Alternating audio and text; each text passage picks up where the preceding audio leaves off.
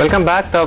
There was a bit of a recovery, but there's a danger of that being sold into. At least that's what the intraday chart of the Nifty will indicate. A large part of the market's problem is because of banks, both PSU and private, both under selling pressure. In fact, the PSU bank index is down 3% today, but stocks like Yes Bank also falling quite a bit. Vaibhav Agrawal, VP Research at Angel, now joins in. Vaibhav, good morning. First, a word on some of these private sector banks. All of a sudden, we've started to see big fall in the names like Yes Bank, even ICICI, Axis. What do you think could be bothering the market? I think, in the near term, it would be the worries on the currency depreciating further, because of the moves happening on China, etc.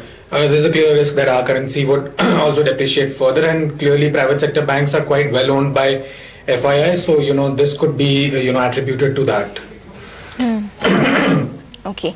Vaibhav, what is the concern coming in from the exposure maybe to the steel space for the PSU banks, and your sense in terms of which ones would be the most susceptible in terms of exposure?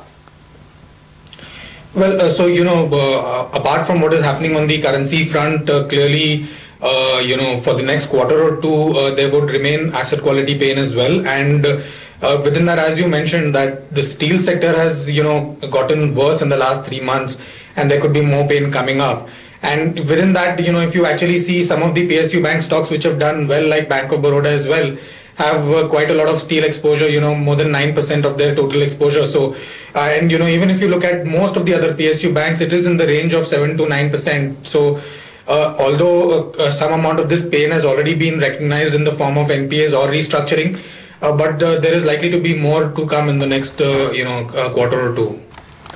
Okay, Vaibhav, Bank of Baroda, it had such a big re-rating move, but for last 2 days we've seen some bit of reality check.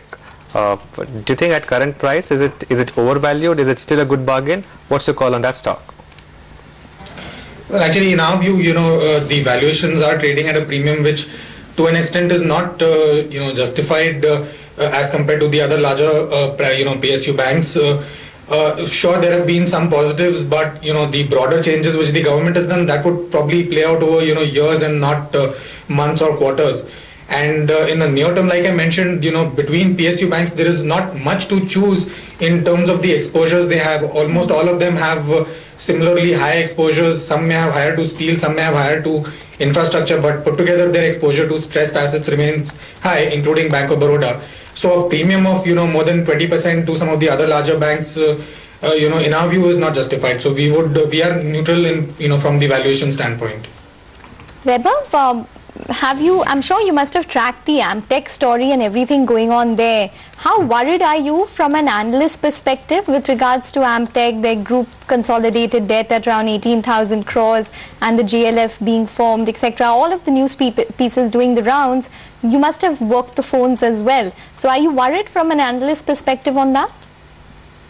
Well, so we don't necessarily form our views purely based on, individual exposures, but sure, I mean, this is another one of the many large exposures, which are going to be problematic in the next quarter or two. And of course, it's spread across banks, but, so rather than going very, individual exposure wise, this is, just adds to the further, overall pressure that is there in the system which is yet to be seen in the next quarter or two. Okay, quickly, if you could just list out your top buys in the banking space right now. So, our buys mostly remain in the private sector space, and within that, given the near-term concern where there might be some more selling pressure, we would go for the slightly more defensive ones. Even an HDFC Bank is a buy for us now, with around 18-19% upside. And, other than that, Axis Bank also remains a buy.